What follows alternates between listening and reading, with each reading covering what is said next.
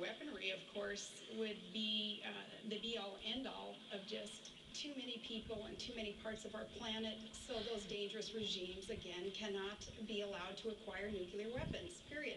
Our nuclear weaponry here in the U.S. is used as a deterrent, and that's a safe, stable way to use nuclear weaponry. But for those countries, North Korea also under Kim Jong-il, we have got to make sure that we're putting the economic sanctions on these countries and that we have friends and allies supporting us in this to make sure that leaders like Kim Jong-il and Ahmadinejad are not allowed to acquire, to proliferate, or to use those nuclear weapons. It is that important. Can we talk about Afghanistan real quick also, though? Sure. Okay, I'd like to just really quickly mention there, too, that when you look back and you say that the Bush administration's policy on Afghanistan perhaps would be the same as McCain, and that's not accurate. The surge principles, not the exact strategy, but the surge principles that have worked in Iraq need to be implemented in Afghanistan also, and that perhaps would be a difference with the Bush administration. Now, Barack Obama had said that all we're doing in Afghanistan is air raiding villages and killing civilians.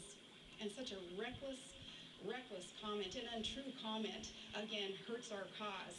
That's not what we're doing there. We're fighting terrorists, and we're securing democracy, and we're building schools for children there so that there is opportunity in that country also. There will be a big difference there, and we will win in Afghanistan also.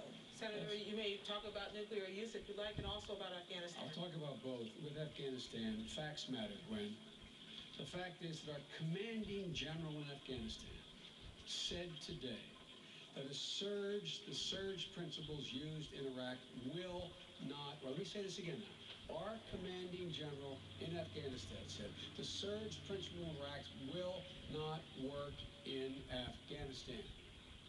Not Joe Biden, our commanding general of Afghanistan. He said we need more troops, we need government building, we need to spend more money on the infrastructure in Afghanistan.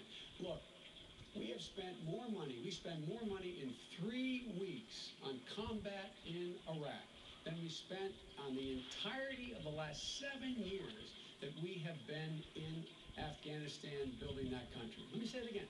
3 weeks in Iraq, 7 years or 6.5 years in Afghanistan.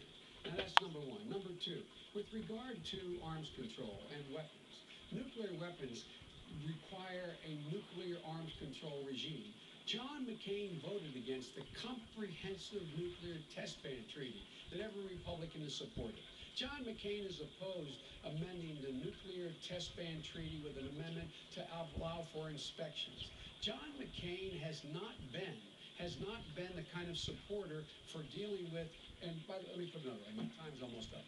Barack Obama, first thing he did when he came to the United States Senate, new senator, reached across the aisle to my colleague Dick Lugar, Republican, and said, we've got to do something about keeping nuclear weapons out of the hands of terrorists.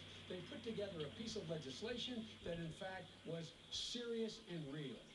Every major, I shouldn't say every, on the two at least that I named, I know that John McCain has been opposed to extending the armed control regime in the world. Governor.